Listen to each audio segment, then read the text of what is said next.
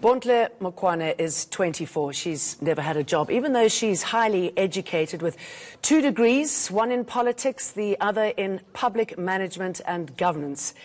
Now she's changed tack in desperation to find work, and she's doing a postgraduate certificate in education.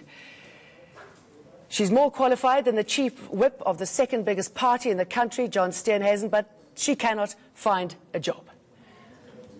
I'm a young person in South Africa trying to make their way, obviously through education, and I'm hoping someday I'll make a change in our community. I'm a graduate. I hold a degree in BA Politics, which I did in 2012 until 2014.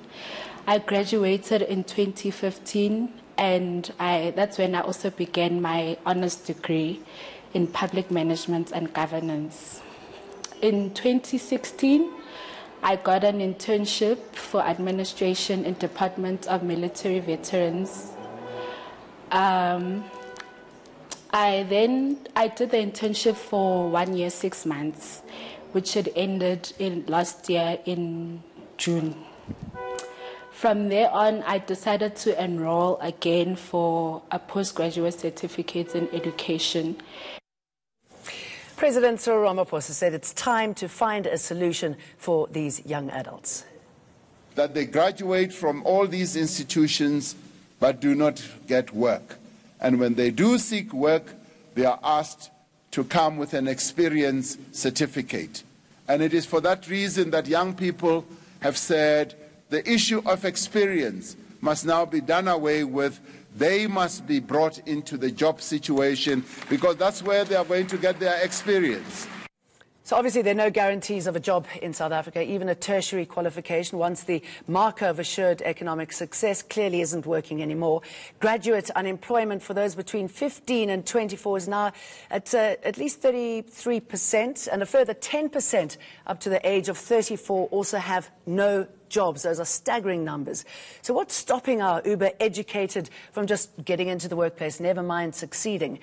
Public Works and Administration Minister Ayanda Dlodlo is one of my guests tonight. She's joining us from Cape Town. She'll speak to us about the department's new plan to remove experience as a requirement for entry-level government jobs. Joining me in the studio is Thanduxolo, Sabelo, leader of the ANC in KwaZulu-Natal, and Jake Willis, the CEO of Lulaway.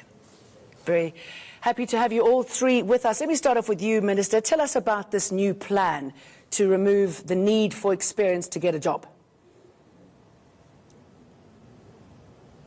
Please be a little patient with me, Jane. The quality of the sound here is very bad. So I'll try my best to try and understand what you're saying. Sure. But as a department, we are informed, amongst other things, by the State of the Nation address of the President, and we put programs in place to respond to whatever it is that the President has given as his input in the State of the Nation address.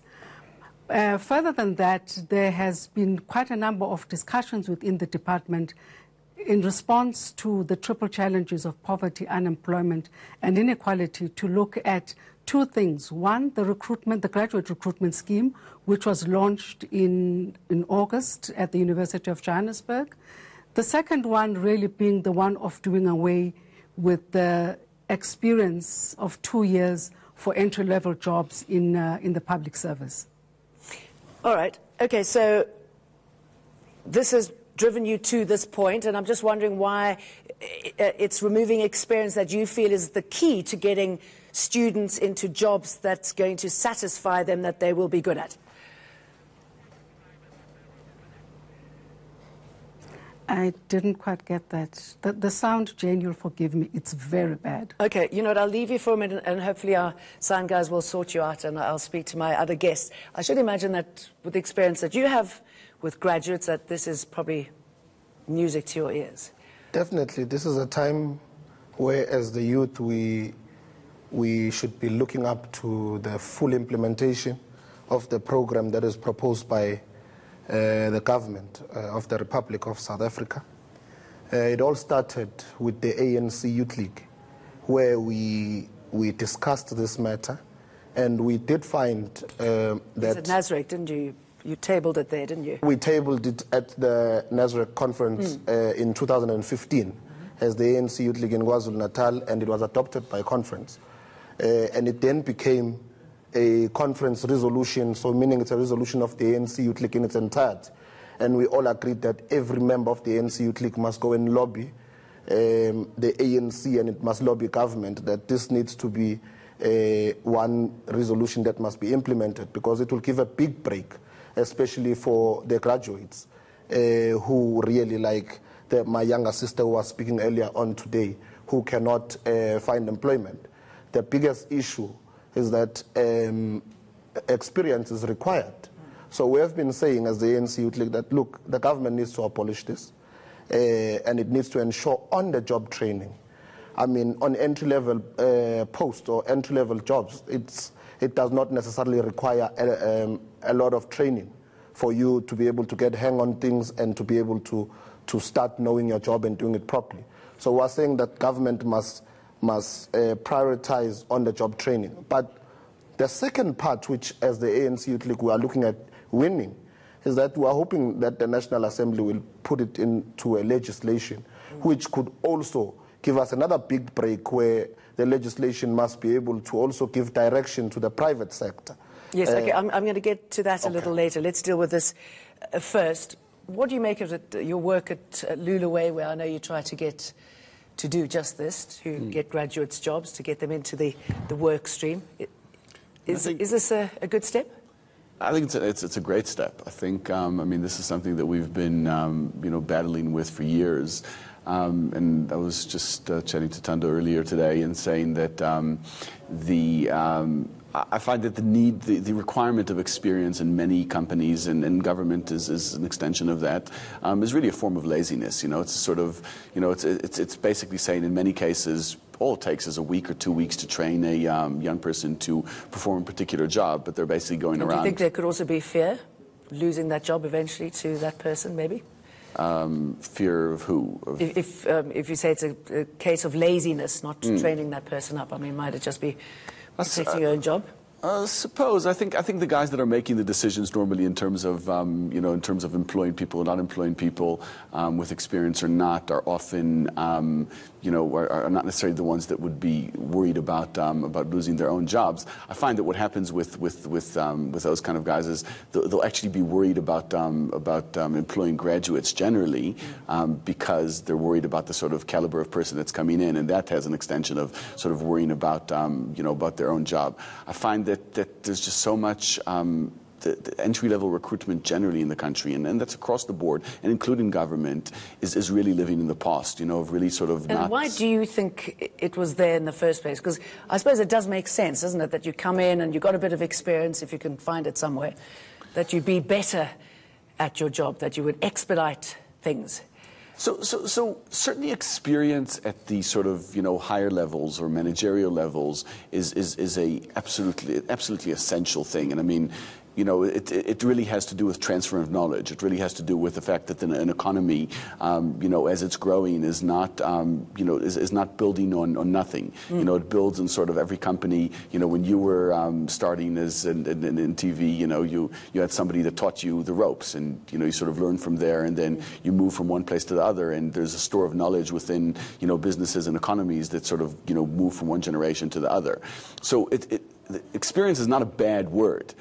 It's just the application of it at the entry level of saying, you need to, at the basic entry level, when all it takes is a week or two to train a person, that to me is pure laziness. Because then you're basically saying, well, you know what, I don't feel like I'm training this person because it's going to take me a week or two and a little bit of sort of hand-holding, so I just prefer to sort of get somebody, then another company trained at the end of the day. So you're not getting away from the need for training, you're just saying, I don't want to do it. So how much time are you spending on finding a person that has the experience? How much are you giving up in terms of human capital and in terms of the potential of people that you could get? So, I mean, I can imagine as well the knock-on effect on you mentally, and your psychology must be pretty devastating if you cannot get into a job that that you could master very soon. Definitely. I mean, if you're a graduate, the next thing you're hoping for is for a job. Immediately. No one wants to be an unemployed graduate. So once you try looking for a job and you're looking for the posts, and you see that they are requiring experience, you then know there is no ways you can get that job because you just don't qualify, because they want experience. Now that it will not be required, it will also be a very huge psychological benefit to our graduates, but it will also help younger generations, because our biggest problem also in South Africa is that education is becoming less relevant because people who are educated are sitting at home and not finding jobs. But you are finding that some people who are uneducated are with jobs. So it will make education fashionable again, because you will know that for me to qualify for a entry-level post in government or in private sector, there will no experience that will be required, but a certificate, a diploma, or a degree will be a requirement for that job. So it will make young people go and focus on their studies. Yeah, and so more importantly, the ANC has also given free education. So this goes hand in hand. There's now free education in institutions of higher learning, which young people must take benefit of, and they will now have opportunities to enter the job market. They can see the end game there. Minister, it's good to have you back. Tell us how it's going to work once this is implemented. What is the next stage now? What sort of numbers are you looking at? Well, it depends really on the vacancies that each department has. In the graduate recruitment scheme, we had put aside 10% of jobs that job vacancies that arise, that those jobs should be given to young graduates. But I have requested that the circular that we're going to put out, because that's the next step, that gives a directive to implement both the issue of the requirement being relaxed of 2 years experience, but also the graduate recruitment scheme, that we want to peg it at 20% of vacancies that arise in departments, that those vacancies should go towards young people. Well, that's pretty Obviously, it's not every job that where we would relax the experience requirement, because some jobs are very technical. In certain job categories, you really would need that experience. But there are jobs in government that really do not need experience, but would require that you train and you mentor individuals so that they can be able to reach the level or the standard that is required for a particular job. The fact of the matter, Jane, is that you can never train people in a week or 2 weeks to put them on par with others, or for them to reach a particular level or a standard that would be required for them to be able to do their job effectively. So we're going to have to look at the National School of Government to beef up its training systems so that it can, whilst people are employed, they should also be enabled to go for classes or training through the National School of Government, so that they can be assisted to acquire the necessary knowledge about government, how it operates, but also the systems and processes of government. And fully functional employees, I should imagine. We've got a caller on the line from Mhlanga Rocks. Mike, go ahead. Hello. What's your question? Good evening, Jane. Good evening. It's Mike Lupton-Smith here. I would like to suggest that the government offer tax relief to companies offering services to people with qualifications. That should assist in giving people work. All right. Thank you, Mike. Minister, what about incentives? What are you thinking as far as that's concerned? Incentives are there through. I think incentives are there through the National Skills Development Fund, through programs of the Department of Labour. So government does give those incentives. What we are looking at as government is for our own purposes to ensure that we contribute towards the alleviation of poverty, unemployment and inequality. So we're relaxing on the basis of our own internal programs of government rather than looking at a nationwide approach. But what we are doing would really want the private sector to also join us in this and also relax these requirements that are really unnecessary. For instance, Jane, I came back to South Africa as a young woman, looked for a job, and I got a job without experience. And I can tell you I performed very well where I was employed. I became a manager. And I think there are many Ayandas out there that can be able to perform even better than I had when I didn't have experience, but I was given the opportunity to come in and work. Well, that's the key, isn't it? Given opportunity. We're going to have a lot more to talk about on this crucial discussion. Stay with us.